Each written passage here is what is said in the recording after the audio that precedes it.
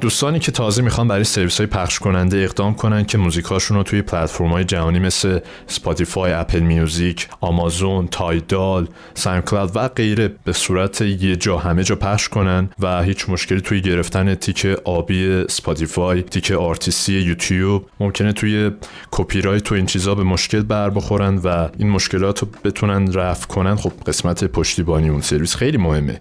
حالا بچه‌ای هم هستن که قبلا موزیکاشون رو پخش کردن با یه سرویسایی، اکانت آرتیستی هم براشون ساخته شده، اما الان به مشکل برخوردن با اون سرویس. میتونه توی همین قسمت پشتیبانی باشه، میتونه توی قسمت پخش پلتفرم مثلا ساوندکلاود رو ساپورت نکنه اون سرویس. و کلا این ویدیو واسه اون دسته بچه‌ای است که در حال حاضر سرویس پخش وان آر پی ام به چششون خورده، شنیدن که پشتیبانیش الان خیلی بهتر شده، توی مدت زمان پخشش هم نسبتاً اوکیه.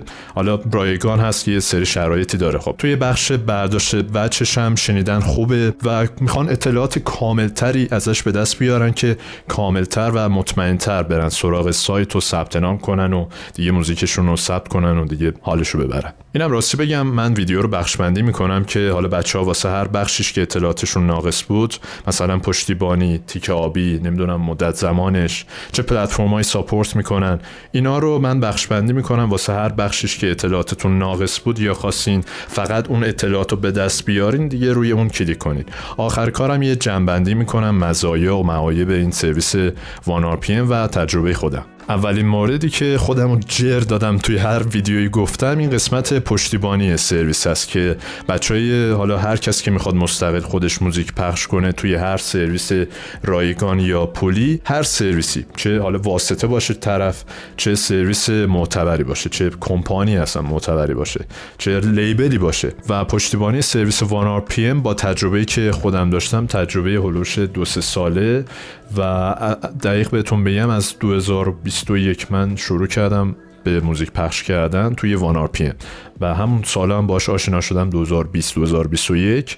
فکر می‌کنم 2019 یا اینا هم خود وان آر پی ام اومد کلا که معرفی شد و از اون سال 2021 تا 2022 که هولوش 2-3 تا موزیک پخش میکردم همه چیز اوکی بود، هیچ کپی رایتی نمیگرفت و هر مشکلی که توی پخش داشتم، اصلا مشکلی هیچی نداشتم که مجبور بشم به پشتیبانی پیام بدم. و توی 2023 که 1 سال پیش میشه شروع کردم با یه پروژه آرتیستی دیگه موزیک پخش کردم و اونجا زمانی بود که واسه بعضی موزیکام که حالا ثبتش میکردم مثلا فلان تاریخ پخش بشه، مثلا یه هفته دیگه سر اون تاریخ پخش نمیشد، یه کمی میگذشت یا چند ساعت طول میکشید که پیامشون میدادم ببینم چیه وضعیت، چرا سر اون تاریخ پخش نمیشه و سریع هم جواب میدادن. اوکی بود، این تایم سریع جواب دادنش مسئله نبود و رسیدگی هم میشد. خب اینم اوکیه، هم سریع جواب میدادن هم رسیدگیشون هم اوکی بود. یه بار که خیلی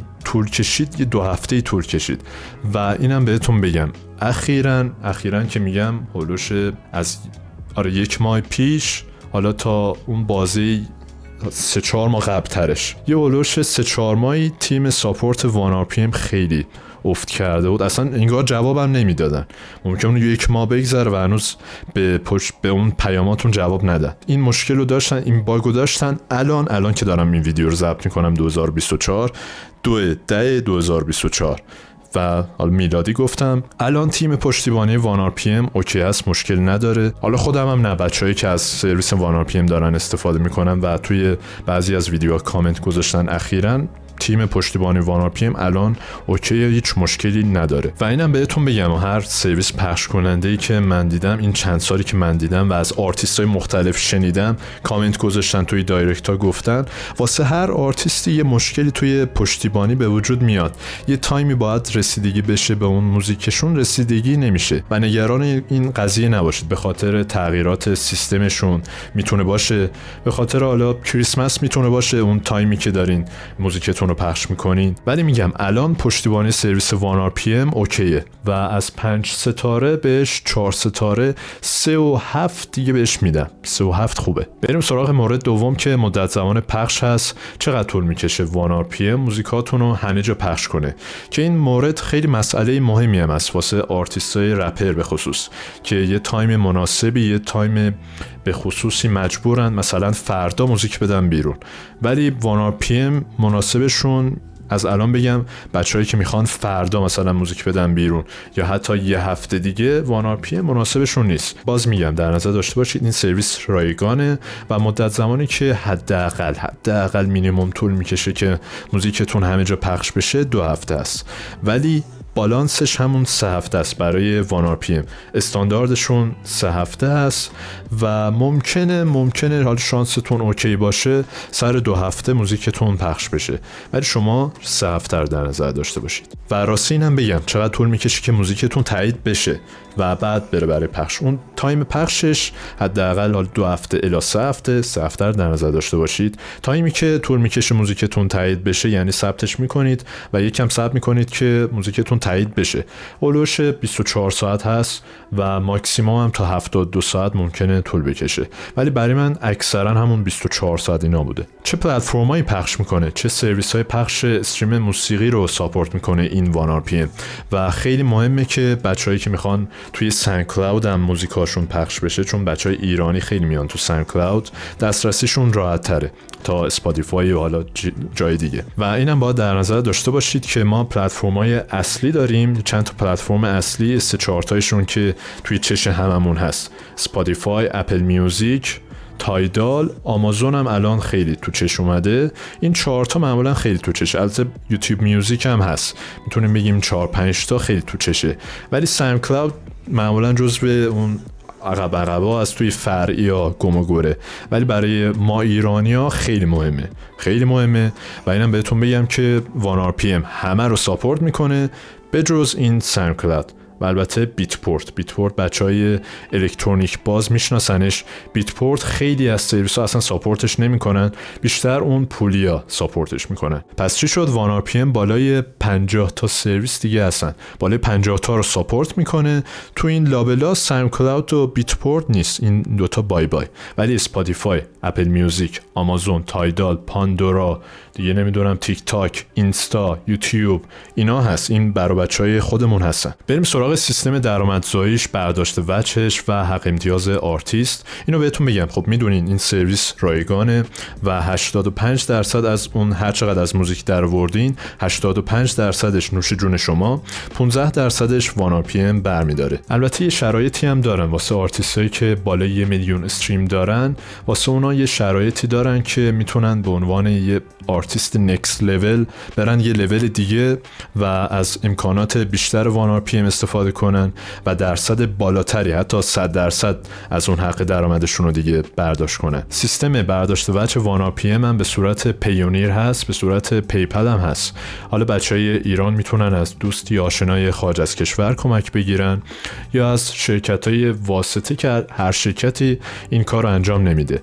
معمولا حالا اون شخصای واسطه، اون شخصایی که میتونین بهشون اعتماد کنین، حالا اونا هستن. یه سری بچه‌ها هستن به عنوان واسطه این کار رو انجام میدن.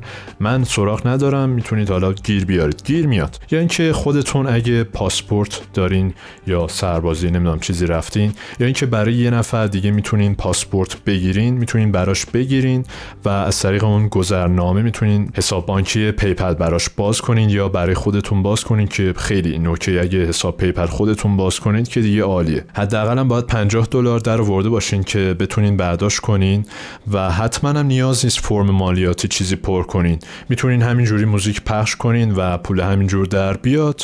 بعدن که خواستین برای حساب بانکی پیپل یا پیونیر اقدام کنید، احتمالاً مجبور میشید که فرم مالیاتی هم پر کنید، ولی نیاز نیست همون اول فرم مالیاتی. مثل بعضی از سرویس ها نیاز نیست حتما فرم مالیاتی پر کنید که بتونید حالا موزیکتون ثبت بشه. یه مورد دیگه هم راجع به سرویس 1RPM بهتون بگم که بعد بریم سراغ خود سایت رو بررسی کنیم، یه نگاهی به آمارش بکنیم، شکل سایت ببینیم چجوریه، رابط کاربریش چجوریه و حالا نکته راجع به تیک آبی و تیک آرتیستی یوتیوب که اگه موزیکاتون رو با سرویس 1RPM پخش کنین، برای خیلیا میتونه سوال باشه که میتونن برای تیک آبی اسپاتیفای و تیک آرتیستی یوتیوب این مهمتره اقدام کنن، چون تیک آبی اسپاتیفای با همشون میشه. با هر سرویس پخش کننده که موزیکتون پخش بشه، به محض اینکه موزیکتون توی هر این سرویس ها پخش بشه، چه اپل میوزیک، چه تایدال چه اسپاتیفای این اکانت آرتیستی خودش اتوماتیک ساخته میشه، شما نیاز نیست کاری بکنین، خودش ساخته میشه. شما که میرین داخل اون اکانت که همه اینا رو آموزششو گذاشتم، این بالا لینکشو میذارم، شما وارد اکانت اسپاتیفای که میخواین بشین واردش که شدین تیکر هم میاد، تیکه میاد کنار اسمتون، یعنی هیچ کار خاصی نیست، همین آموزشای کانال ببینید، یه 4-5 دقیقه واسه هر کدومش وقت بذارید کافیه. پس چی شد؟ با سرویس وان RPM میتونیم تیک آبی اسپاتیفای اینا رو بگیریم. تیک آرتیستی یوتیوب چطور این فرق داره؟ چون بعضی سرویس ها تیک آرتیستی یوتیوب رو نمیتونید باشون اقدام کنید بگیرید، ساپورت نمیکنن، ولی موزیکتون رو پخش میکنن توی یوتیوب ها. کانتنت آیدی شناسه میگیره اون موزیکتون توی یوتیوب، یعنی اگه کسی استفاده کرد کپی رایت میخوره، ولی نمیتونید واسه تیک آرتیستی اقدام کنید. اما وان RPM میشه. وان RPM من خودم دو بار باش اقدام کردم واسه 2 تا پروژه آرتیستی، با جفتش راحت تیک آرتیستی رو گرفتم، هیچ مشکلی نداشت و هولوش 1 ماه طول کشید. واسه هر سرویسی میتونه همینقدر طول بکشه، این خیلی ربطی به اون سرویس نداره، این تایم گرفتن تیک آرتیستی دیگه برمیگرده به اون یوتیوبه. سایت وان RPM رو باز میکنم، لینکش هم توی دیسکریپشن میذارم که حالا اگه خواستین راحت‌تر وارد بشید توی قسمت توضیحات ویدیو هست لینک سایت. اینجا روی جوین کلیک کنید، این صفحه براتون باز میشه و 2 تا آپشن وان RPM میذاره جلوتون. یکی این که اگه میخواین از قابلیت رایگان سرویس وان RPM استفاده کنید، یه فرمی قبل از ثبت نام کلا باید پر کنید و از اینجا واردش میشید. Proceed to وان RPM. اینجا ایمیلتون می‌نویسید، پسوردتون رو انتخاب میکنید و این 2 تا تیکر رو که بزنید، اینو که بزنید احتمالاً یه فرمی همون لحظه براتون باز میکنه یا اینکه به ایمیلتون میفرسته یه لینکی چیزی. اون فرم رو پر میکنید و اگه مثلا موزیکی قبلا پخش کردید لینک اسپاتیفای ازتون میگیره، میاد لینک اینستا، لینک پلتفرمایی که فعال هستید. کلا پر کردن اون فرمه هدفش اینه که نشون بدید یه آرتیست فعالی هستید. البته آرتیستایی که قبلا موزیک پخش کردن، اگه موزیک پخش نکردین لینک اینستا، لینک یوتیوب اگه دارین، لینک توییتر، اینا رو باید بذارید، مثلا عکس پروفایل همه چیزم تکمیل کرده باشه توی اینستا، توی هر پلتفرمی که اکانت دارین و میخواین بسازین. اگه شرایط کافی رو داشتید که وان RPM اجازه بده رایگان از سرویسش استفاده کنید، لینک دعوت براتون میفرسته. ولی آرتیستایی که حالا موزیک پخش نکردن احتمالش خیلی پایینه. خب اینجا وان RPM یه آپشن دیگه گذاشته برای بچه‌ای که تازه میخوان موزیک پخش کنن، تازه وارد این عرصه پخش جهانی اون صحبت‌ها بشن، یا اینکه اصلا بچه‌ای که موزیک پخش کردن آنچنان معروف و محبوب نیستن، میتونن از آپشن پولی وان RPM استفاده کنن که سرویس زیر مجموعه‌شون هست. یه سرویسی به خودشون اضافه کردن به اسم آفستپ. 100% از حق درآمد مال شما است. خب پولی دیگه. سالی $12 هم است که واقعا سالی $12 برای سرویس پخش کننده پولی مفته برای ما ایرانی‌ها، حتی چون سرویس‌های قول مثل تیونکور یا دیستروکیت بالای $30 هست و البته پلن‌های مختلفی داره، یعنی یه پلن فکر کنم $30-40 هم داره، یه آپشن‌های بیشتری داره. ولی خب یه آپشن خیلی مهمی که دارن جدا از اون تیم پشتیبانی و اون پلتفرم‌ها، اون همه اون آپشنایی که وان RPM داشت اینم داره، چون دیگه این مال خود وان RPMه. من حالا وارد اکانت وان RPM خودم شدم که محیطش رو بهتون نشون بدم، رابط کاربریش.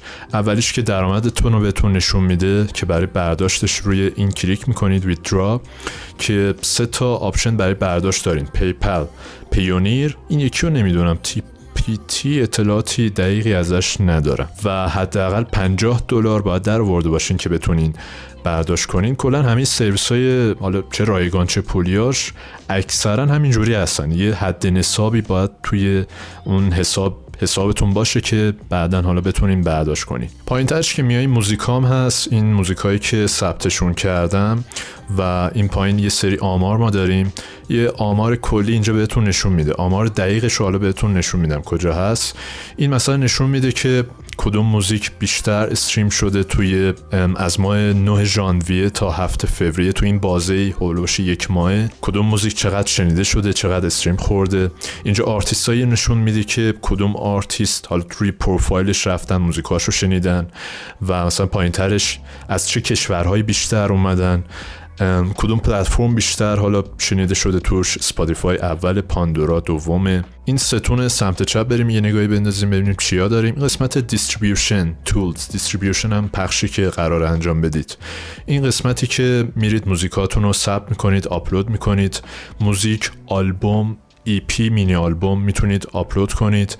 موزیک ویدیو هم میتونید آپلود کنید. هم راجع به آپلود موزیک قبلا ویدیو گذاشتم توی 1RPM، هم موزیک ویدیو، جفتشون میتونید یه نگاهی بهش بندازید آموزش‌ها رو. این سرویس 1RPM توی بخش آماردهیش خیلی دقیق و جذاب هست. من یه آپشن دیگه هم بهتون نشون بدم توی آمار استریم. این قسمت دیلی استاتس، من روی میوزیک استریمز کلیک میکنم. این آمار بهتون نشون میده که روزانه دقیق کدوم موزیک چقدر شنیده شد. البته اینجا داره کلی بهمون نشون میده. مثلا بزنم روی یکی از این موزیکا، اینجا دقیق بهتون نشون میده که مثلا توی 5 فوریه، هولوش 5 روز پیش، هر موزیک چقدر شنیده شده توی اون روز. و یه آمار دیگه هم بهتون نشون بدم، آمار تیک تاک توی تیک تاک چقدر از موزیکتون استفاده شده، چون میدونید هر چقدر از موزیکتون هر جا استفاده بشه، چه تیک تاک چه اینستا، میتونین مانیتایزش کنید، میتونین به درآمدزایی برسونینش. هر چند تا پستی که ازش باشه اینجا داره بهتون نشون میده. اینجا مثلا موزیکایی که استفاده شده تا چند تاش خیلی هاش خودم بودم، فکر کنم مثلا همش خودم استفاده کردم توی تیک تاک که داره بهم نشون میده. خلاصه اینجا یه بخشی داریم مارکتینگ. این بخش اولش امپلیفایر که قبلا یه ویدیو تخصصی راجبش گذاشتم. این خود سایت 1RPM یه سری ماموریت‌های، سری راهنماییاتون میکنه که اینجوری میتونین توی فیسبوک مثلا تبلیغ بذارین، توی اینستا اینجوری تبلیغ بذارید، توی اسپاتیفای مثلا بنر رو عوض کنید فلان تاریخ. یه سری راهنمایی و ماموریت‌های بهتون میده که خودتون دستی پروموت کنید موزیکاتون و مارکتینگش رو خودتون انجام بدید بدون هیچ هزینه‌ای. اون ویدیوشو حتما ببینید، به دردتون میخوره. اصلا توی سایت 1RPM هم موزیک ثبت نکرده باشید، دیگه اطلاعاتی که خود 1RPM داره در اختیارتون قرار میده، اون راهنمایی که داره میکنه خیلی مفیده. چیزای به درد بخوری توی این بخش مارکتینگ، این بخش مارکتینگ هست. این فن ایمیل لیست، مثلا میتونید لیست ایمیل دوستانتون، اونایی که موزیسین هستن، طرفدارانتون، اونا رو جمع کنید و موقعی که موزیکتون منتشر میشه براشون ایمیل کنید. اسپاتیفای فور آرتیست، هر موقع که اولین موزیکتون پخش شد و خواستین برای گرفتن تیکه آبی اسپاتیفای دسترسی به اکانت آرتیستی اسپاتیفای اقدام کنید، میتونید از اینجا اقدام کنید. یوتیوب هم همینجور، اپل هم همینجور. کلا دسترسی به تک تک این پلتفرم‌ها، این اسپاتیفای، این اپل میوزیک، تایدال، هر کدومش بیشترشون اون اصل کاری یا مهماش رو تماما تک به تکش رو ویدیوشو گذاشتم. یه پلیلیست من این بالا میذارم، حتما یه نگاهی بهش بندازید، چون واسه هر کدومش میشه مفصل صحبت کرد و ویدیو راجبش ساخت. خب از قسمت مارکتینگ در بیایم. یه بخشی هم اینجا هست monthly analytics که میتونید گزارش ماهیانه، حالا هر چقدر که از موزیکتون در آوردید. من مثلا اینجا کلیک میکنم، یه اوورویو، یه جمع‌بندی از کل 12 ماه گذشته بهم نشون بده. اینجا اگه بیام روی آمار، مثلا نوشته که ماه آوریل 23 هر ماه آمار بهتون نشون میده.